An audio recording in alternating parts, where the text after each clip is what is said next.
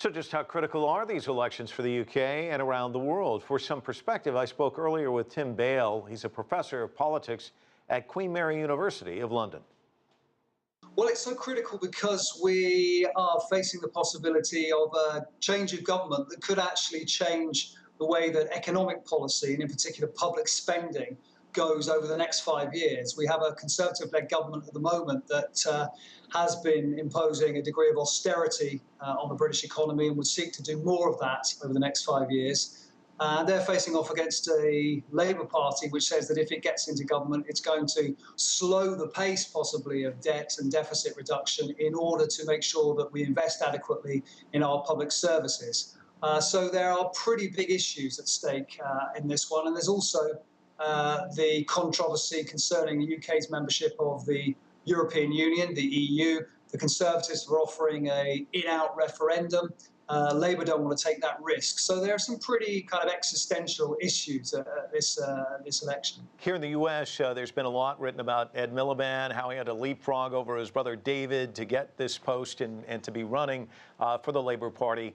And there was one MP, correct me if I'm wrong, who said something to the effect, if he'll knife his brother in the back, what's he going to do to England? Has that been kind of the tone of this election? Has it been nasty? Well, it hasn't been as nasty as some people predicted, actually, partly because of that comment. That was made by the Conservatives' defence minister, and it was really so vicious and so personal that it was kind of counterproductive. It backfired on them. And I think that put the Conservatives off taking the attack to Ed Miliband in the kind of personal way that many had assumed.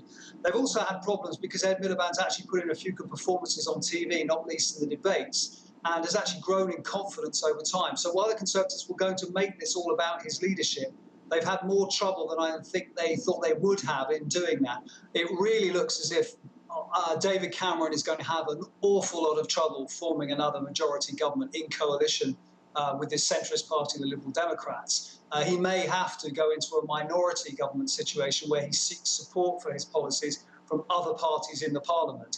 And that's if he makes it back to number 10 at all, because there's still a very good chance that the Labour Party under Ed Miliband could do the same thing, form a minority government and expect to govern perhaps with the help of the Scottish Nationalist Party that seems to be doing so well north of the border in Scotland. How does this election change the roadmap for the UK? How does the UK factor in world events moving forward? I mean, is the direction changed significantly? Should Labour win?